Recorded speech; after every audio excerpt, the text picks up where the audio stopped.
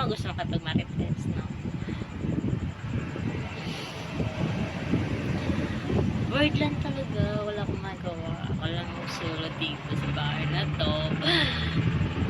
5 days pa naman nakakalong sa bahay. Tapos yung bored na bored talaga.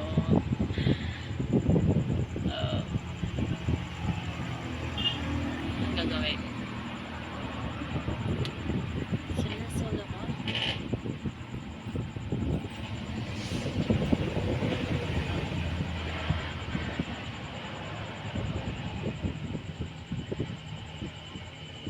Pero bukas, gagawin ko ay maglalaba.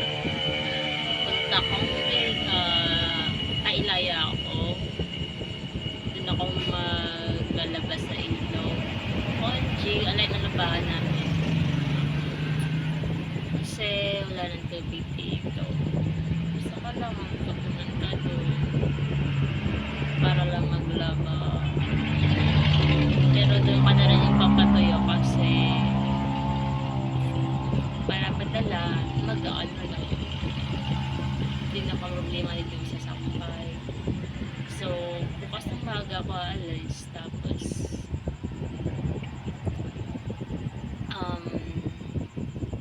hapon ako uwi, or gabi.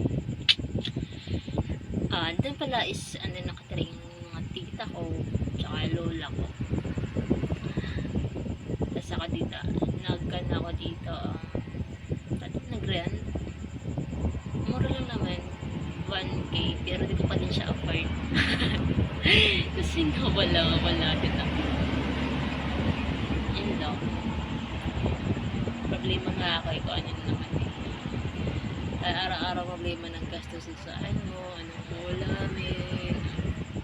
Pag naubos ang pera, wala na naman pera. OMG. Kailangan ka ng trabaho. Wala kasing trabaho. Magkano nagtagal ako ng trabaho. Nakaasa ko sa mama ko sa pangka. Tanda na, umaasa ko sa mama. Kasi hirap yun pa sumuganit ng trabaho.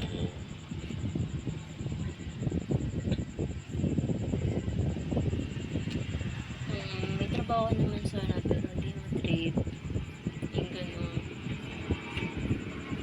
Tapos pag meron naman, yung gusto-gusto mo naman, tapos ang daming requirements na kailangan, diba? Yung mga gano'n ba? Nakakainis. Pero siguro kahit anong trabaho na lang, aning. Pero wag lang yung trabaho.